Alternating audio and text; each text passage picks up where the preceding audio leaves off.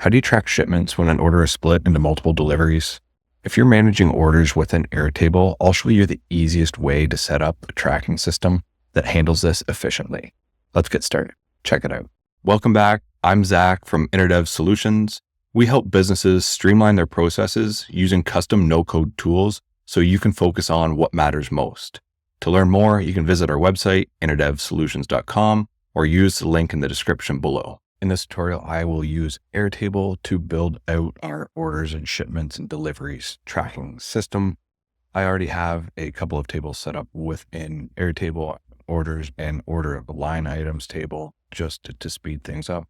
And then I'll show you how to build the delivery and shipment tracking table and delivery and shipment tracking line items table.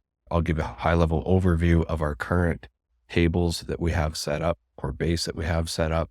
If you already have an order management system set up with an Airtable or Smart Suite or whatever that you are using, then this will have to vary a little bit. You'll have to find a way to make it work within your current system, but overall, the idea will still be the same. So really simply, I have here an orders table. I have a formula field that just brings in the order ID and then concatenates it with the word orders, customer name, customer email. Realistically, in your system, probably what you'll do is have an additional table called customers that links to this type of information, but I'm just writing it right in line as a single text field. I have an order date. I have an order total. So this is a roll up from the line items, and I'll show you that shortly. I'll just double click into it and you can see the configuration. The roll up source is order items. And then we have to select the field that we actually want to roll up, which is item total. And then we're just using a sum function of the, and then the total items ordered. This is again, a roll up of the quantity order. And you'll see what that looks like. Second, order status. I have a few different options in here: pending, partially shipped, fully shipped and completed. And then a field for linked records, which is to order items. Within the ordered items table, we have a primary field here. It's just a formula field as well. And then we have the linked to orders, which is connected to this linked field. Product name and SKU. Again, depending on your specific setup, you may actually have a products table that you're linking to bring this information in. The quantity ordered, unit price. And then this is a formula field, just multiplying the ordered by the price. And then this field, I'm going to edit this shortly once we add the additional fields, but this is going to be a roll up from the shipment line items table to see how many items have actually been shipped on the order. This is also a formula field, and this is just remaining quantity. So we are going to take the quantity ordered minus quantity shipped. And then lastly, I just have an auto number field, which is labeled as ID, and I'm just using that within the formula field. So now that's the setup of the base. If I go into the interfaces, I do have a couple of interfaces set up. I have orders, which is a record review type of interface page. And then that just shows the orders. And within the order, I can see the total items ordered, date, and I can change and adjust that type of information. And if we go down here, this is linking to the order items, which is back in our base. If we go into data, which is linking, if I hit preview, I can go to items to ship. And really simply what this is just filtering out any items that have fully shipped so that we can see a list of items that still to be fulfilled. Essentially, it's what this is. Once we build out the shipments tables, I will show you how to set a shipments interface that will interact with this information as well. I'll go back into data. We're going to add a new table. I'll start from scratch, and I'm going to call this shipments.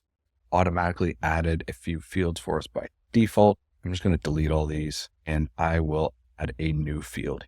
First field, we need to link to the orders, and we do not want to allow linking to multiple records. So we'll create this field. We'll want a shipment date. We bring in a date field, change this to US, and create this field. We'll want a carrier field, possibly. This one, I'm just going to go single select, and I will add in a few options here. So we can go UPS, FedEx, DHL, and really any other carrier that you want to add into your system. you can add that in. We'll want a tracking number potentially. So we'll just make this a single line text field. We'll go shipping status, bring in a single select field, and we can do a few things. We'll just go pending. We'll set that as the default, shipped, and delivered. I'm also going to bring in auto number field, and it automatically labels it ID for us. And now we can come over here. We'll call this shipment ID, bring in a formula field in quotes. I'm just going to put ship with a dash, add in the and symbol, and I'm just going to bring in this ID field. So I'll select that and hit save and confirm the change.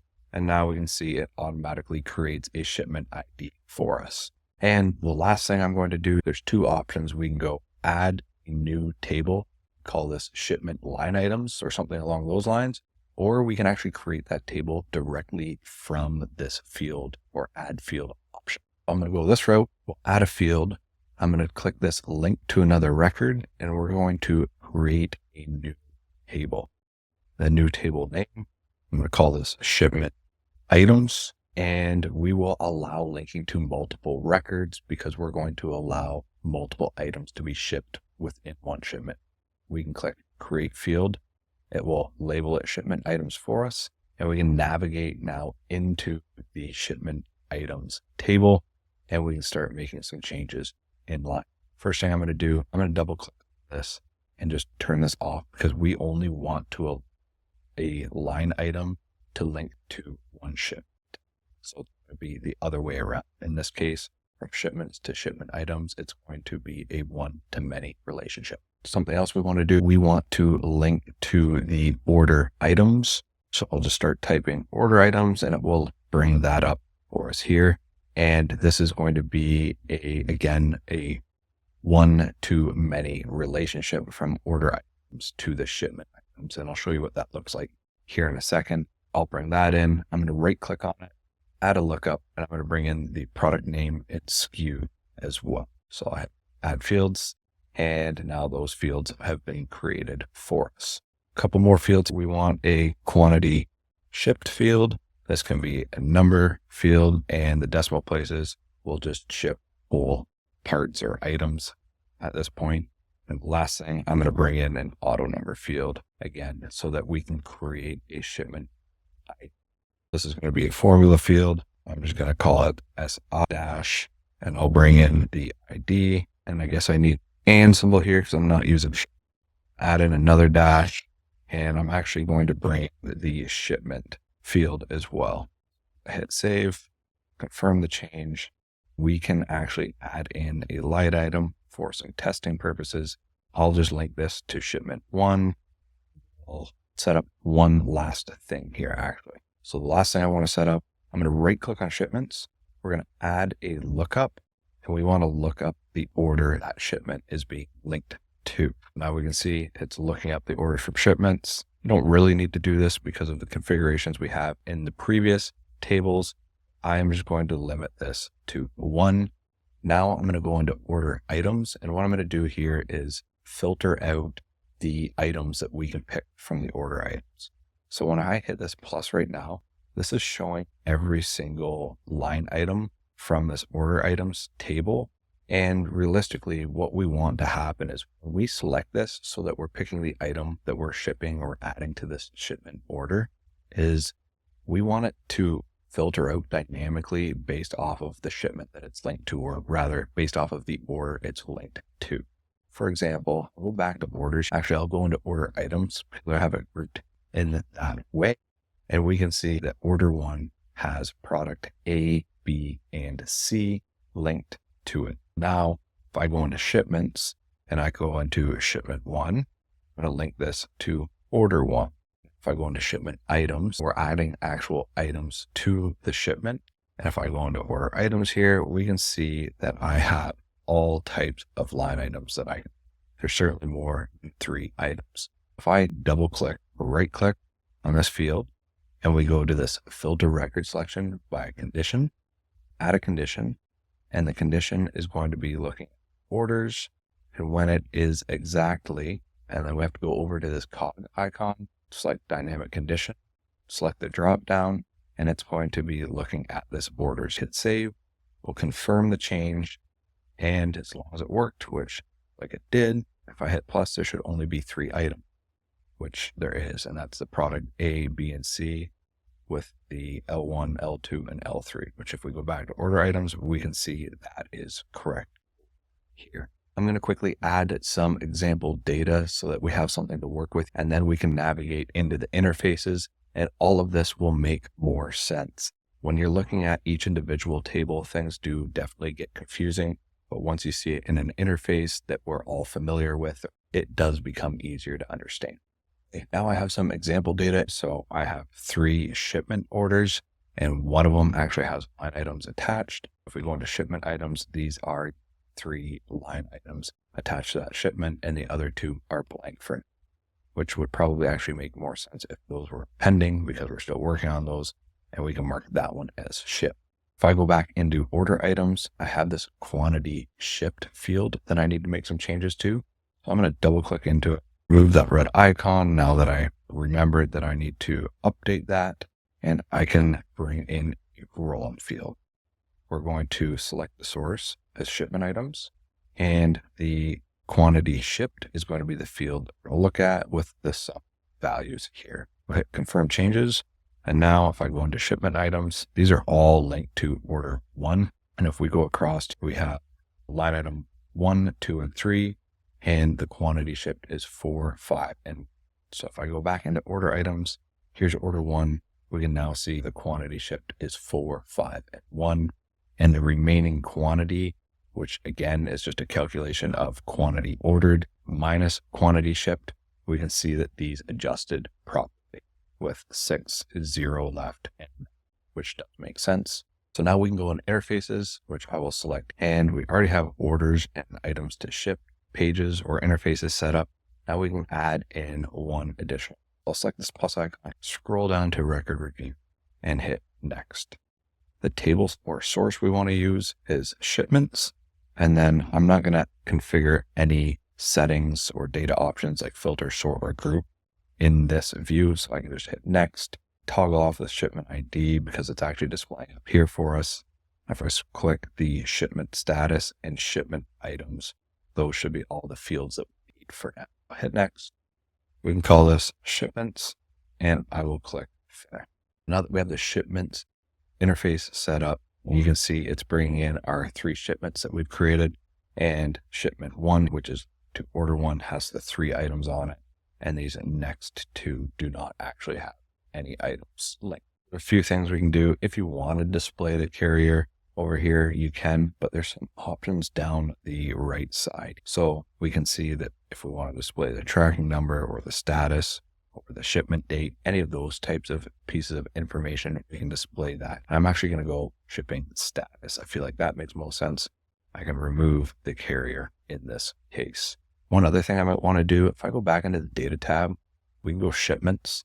We'll right click on the orders and we'll add a lookup. I just want to bring in the customer name in this case, which we can flip back to interfaces. We'll go to field 2 and we'll just select the customer name so that it displays in line for us. A few things we can do here.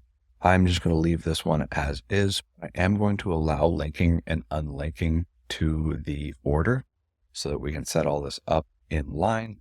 I'm going to select this, make it all editable. Now we have shipment date, carrier, tracking number, so we can configure this and set them up beside each other. Shipping status, I might want to drop that beside shipment date. Select this shipment items here, and a better view is if we select this view, and visualization is going to be preset as list. Now I'm going to turn off the description, leave that shipment items, and now if I click down, right there, we can configure the fields that it's displaying within this view. So I can turn off both of those. And the things that we may want to see is something like the order items, because we will want to select that. The quantity shipped is important. Maybe we want to see the product name and the SKU. Now, what makes most sense here is probably in the order that it's actually in. We're going to select the line item that it should link to. Within this menu, I can go edit records in line, and add and delete records in line if I want to be able to add additional items to this ship. Now I can navigate over to this left panel, click it, and you can see the outline. I've now selected our record selector or record picker, and I can go down to the add records through a form. I'll toggle that on, and I am just going to open up this form and we can make some changes. The orders, we do actually want to be able to select the order that it's linked to, the shipment date, that's fine, tracking number. We do want to turn off the shipment items because we're going to do that in line within the interface, and we can get rid of this shipping status as well. I'd close that, and you can see there's a button now up here to add a shipment. Now we can give this a quick test. I'm going to hit the preview mode, and now I'm going to move into this shipment 3 because we already have a blank shipment set up and it's already linked to order 3. Now, when I click add records, order items, there's only one line item because that's all that was on the original order. I can select that and we can see that it's looking up to product E, it's showing us a SKU, and now we can enter the quantity shipped. Now I've opened another tab. I'm going to go into the order and we can see that they have ordered 35 of that specific unit. I'm just going to do a partial order, add in 20. I'll mark this as shipped. And if we go back into the orders, we can see on order 3 that there is now 15 remaining to ship. I'll go back into the shipments. We can see that's order 3. We know that there's 15 remaining. I go up here, create a new shipment, order 3. We'll pick a new shipment date, carrier. This does not really matter. So I'll hit create. You can edit it in line now, and we will add a new record, select this item, and we will add in 15. Flip this to shipped. And now if I go into the orders interface, we can see that there is 0 remaining. So we've now accomplished everything that we set out to, at least getting the structure of the database set up. Obviously, you could add additional automations, or filters, or color records based off of quantity and what you have left in stock if you want to add in an inventory component or what there is left to ship. And I'm going to show you that last piece. If you try to ship more than what they're currently ordered, right now, the way the system's set up, you won't really have any way of knowing unless you navigate back and forth like I was. So if I will go back into here and I'm going to try to ship 35 because I know that they ordered 35 and I forgot that we already shipped 20. If I go back into the orders, we can see it's got negative 20 remaining. And once you've shipped it out, it's too late at that point in time, or it just creates more of an issue for you. What you can do is within this interface, I'm just going to toggle off preview, and I can go into data field and go into the shipment items, and we need to get the information from order items into the shipment items based off of how many were originally ordered, or rather the remaining quantity to ship. In shipment items, I'm going to right click. I'm going to do a lookup, and I will bring in the quantity remaining. So if I start typing in remaining, it should pop up, and I'm just going to limit this to 1, which I don't really need to do, but we can see that there's now negative 20 remaining. I go back into the shipments interface. I'll go to this latest shipment. I'm going to toggle off preview mode, select right here so it highlights our line items, and I will bring in the remaining quantity. And then that way we can at least see in line that if we tried to ship 35, we would have a quantity of negative 20 remaining. And one other thing you can actually do is if you go to color by, we can go conditions. I want to select it as red, and I want the condition to be if the remaining quantity is less than 0, then it will color that record as red. When I click preview, we can see, oh, this item is red, something's going on here. And we can see changing that to 35 made the remaining quantity negative 20. So if I go back to here, type in 10, we can see that we still have 14 remaining after I tried to ship the 10. If I go type in 15, it's not red, and we can see that the remaining quantity to ship is now 0. There's a lot more you can do with an order management system and the shipment and delivery tracking, but this is the first step that you need to do to be able to create a system that works for you, especially if you need to split your orders into multiple shipments. This is the best way, or the way, that you need to go about doing things to be able to track that across each line item. That's it for this video. I hope you enjoyed it. Make sure you hit that subscribe button for more tutorials in the future.